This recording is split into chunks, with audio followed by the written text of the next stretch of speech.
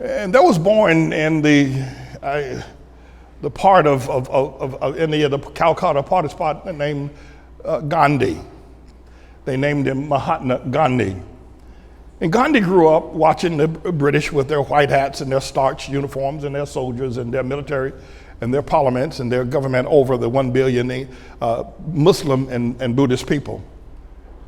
And Gandhi was led as a religious leader to protest the rulership, the colonization that England had over his family and people there and kindred and ancestry for so many years, including their religion. And Gandhi led several protests, the greatest one of which was supposed to march to the sea. One of the great products of India was the salt harvesting, and that harvesting was interrupted, along with several other marches, and Gandhi was very successful. And finally, after a number of deaths that took place with the British being barbarous as they were, murderers as they are, Gandhi was able to throw off the British rule of the 1 billion people, and they packed their bags, signed a decree, and recognized the Indian government as a sovereign state unto itself without British authority. And shortly after that happened, India was a nation of two religions, one Buddhist and Hindu, and the other was Buddhist and Hindu was basically of a similar religious ideal. But the greater religion in India were Muslims. And once the British rule was gone, and there was then a decision who was going to rule, whether it would rule with Muslim ideology or Buddhist ideology. And Muhammad and Buddha are two different people in terms of their religious beliefs. So fighting then broke out between the two religious groups. And it was as fierce as the fighting that broke out between England or the British and the indigenous people of the continent of India. And the fighting became so tense. After Gandhi had won that great battle in so many years of marching and so many deaths and finally was able to throw off British rule, now the indigenous people were fighting and killing themselves. And Gandhi said, I'm going on a fast. And I'm not going to eat another morsel or drink until India stops fighting itself. And the fast persisted and Gandhi got weaker. And finally Gandhi got so weak that the Buddhists, the Hindu, the Muslims stopped fighting one another, at least made a truce that they were going to stop fighting. And they did. Later, a few years later, after the death of Gandhi, the nation still broke up, with Pakistan in the north, with the Buddhists and the Hindus, and India, the subcontinent, in the south with the Muslims. So India is two nations now. My reason for referencing that is that I am hated, and the love that I have to help the people who are under the sons of the British rule, being the Japheth man here in America, is stopped with full stop by the likes of people like Obama. People don't want to hear what I have to say because they perceive Obama to have been sent by God to help them. And many of your family members and friends still worship Obama. Gandhi realized what was happening to his people after he had won the independence, and he went into the slums of India and went on a fast. If Obama had a love for his people the way Gandhi loved his people, and had gone to Chicago, from whence he hailed and came, and went to the southwest Chicago, where there were nearly 800 killings of young people, Hamite black boys and girls, some of them babies in a stroller under the age of 21, that went on for years, every year of his presidency. After hearing the reports of the deaths and the slaughter of young people in Chicago, and we'd never seen anything like it. There were more deaths there than there were in Afghanistan and Iraq.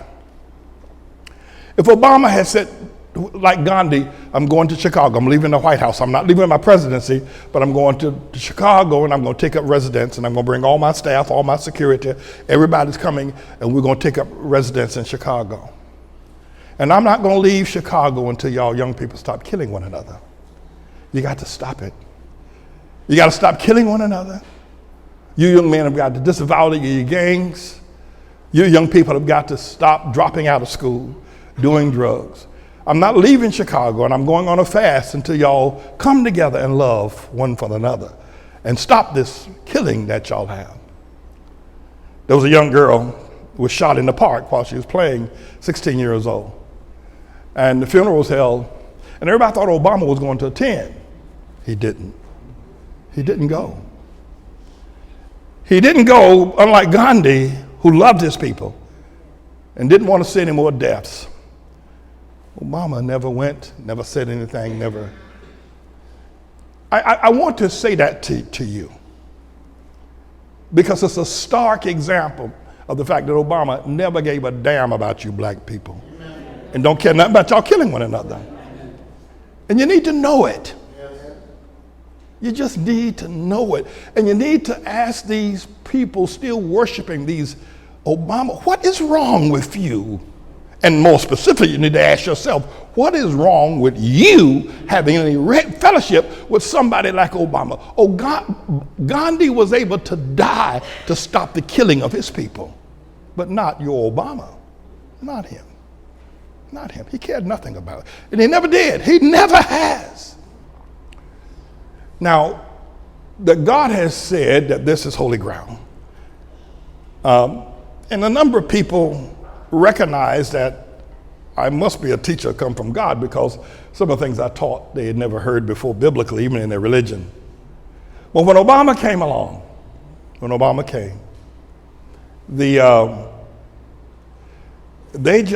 he's the one. And right now they love him so dearly. They love him so dearly. Black people, black pastors, black churches, Pentecostals, Baptists, they love him dearly. They love him. He can do no wrong. They love him. No matter what he says or what he does, they love him. Unfortunately, a group of young men in this church, when Obama came and they saw my strength against him, they plotted to destroy me. The young men did. You may not believe that, but they did. They did it because they thought that the true leader of black people was here and that I was not him. And the devil told them to destroy me, so they plotted against me. They whispered behind my back. And they thought that they could destroy me, thusly elevate Obama. And there would not be a voice here in Harlem. It failed, but I think you need to know about it. And no matter what you may think about them, I'm telling you the truth. That's what they wanted to do. Before Obama, they were fairly okay. But when he came, they fell in love with him, along with a whole lot of other people that walked out of here, and you saw them do it. You don't have to believe anything I say. But this church used to be filled with Japheth people. I have performed their weddings. You saw me do it. You saw me perform their wedding. That's how much I baptized a ton of them downstairs. You saw me do it. You saw them come. You saw them join. You saw them give. You saw them march. You saw them do it. But when Tribulation Trump came, guess what? The same thing that they did with Obama. You see what I'm saying? See, the point of it is you can really understand the Japheth people say, oh, how awful that was. How hypocritical. What hypocrites they were. And Trump has never done anything for them. You can say that about them. But can you say it about your own family members? About Obama? That's what I'm trying to get you to see. I'm trying to get you to see what hypocrites you are. And not just that, but Obama has not stained ATLAH. It's still holy. The prophecy has not been destroyed, but the people have had a stumbling block put before them called Obama or called Trump, and it's caused them to stumble and to miss the blessings. I said the other day that let the gentrifiers come, and when we chase them out, all this property is going to be yours. But they're not ready to manage it yet. Not only could Obama have gone to Chicago and set up Dr. King did that. Dr. King went to Chicago and took a tenement building to live among the slums of the people of Chicago. Dr. King actually did it. So he already had a paradigm. But the community fell in love with that man the way the Japheth community loves Trump. They love him. And they're willing to die for Trump, as those are willing. But he's done nothing for them. Nothing. Suppose Obama had said, all right, Harlem is the flagship community of the world. Let's restore the heritage of the community that Billie Holiday used to sing right up the street in the Lenox Lounge. I don't know how many of y'all are familiar with the song Strange Fruit. When she recorded it, a lot of people thought that it was a bad idea. Strange Fruit was black men hanging by ropes from trees. When you have a pear or an apple hanging from a tree, but when you have a man hanging by a rope by his neck, she said, it's strange fruit. And the world wouldn't receive it. And it wasn't widely received, but she performed it up there at the Lenox Lounge. It's a place of our heritage that's been torn down. The other day, Tribulation Trump said, in a response to the Iranian issue, he said, I'm going to bomb cultural centers. I'm going to bomb your places of heritage. I'm going to bomb the places where your whole ideal of your religion, your culture has been inculcated. I'm going to destroy your monuments. And everybody said, but that's against the Geneva War Pact. Don't do that. I mean, bomb and kill the people, but their cultural centers, let them live. Don't destroy their culture. But yet, the Japheth white man has destroyed the culture in this community, and y'all still worship Obama. I want you to think about how ugly it is that these people that support Obama, how ugly it is, how ungodly it is. The culture of this community, Lenox Lounge, Wells, Small's Paradise, the Renaissance Ballroom, and the Baby Grand, the Blue Coronet, La Famile's, all the places that gave this community its culture has been destroyed, bulldozed over by the white man. The very same thing that Trump said he was going to do to the Iranian people. We're going to destroy your Taj Mahals. We're going to destroy them. We're going to destroy your religious centers, your mosque. We're going to bomb them. They're taking the churches, the Second Canaan, St. Luke, the Baptist Temple, Legree Baptist, and a host of others, and they're bulldozing them over and making them party houses. And yet, you've never seen anything as ignorant as your son who thinks Obama's a good man. You've never seen anything like it. There's never been anything. Not even a Trump supporter is as dastardly evil and stupid and ungodly as the Obama supporter. Nothing like him. There's nobody like him. There's nobody like him. At least Trump goes and holds rallies in the coal mine country. I've never seen anything like it. I just want to let you know you don't have to believe anything. It's true. You don't have to believe it. You don't have to now support me. I'm not asking you to do that.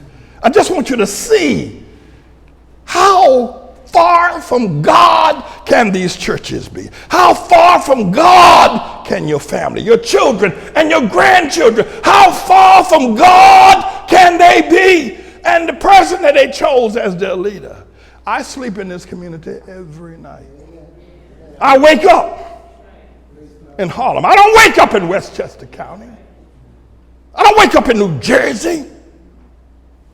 I wake up in Harlem. I wake up to the cursing, the drug addicts. I wake up and I walk the streets. I don't run from the people. How could I get in my car and drive to Westchester or to Bergen County and live in a nice house away from the poverty of the people? So Gandhi succeeded in stopping the killing. They stopped because they realized the man who had led them from British rule loved them. He really did.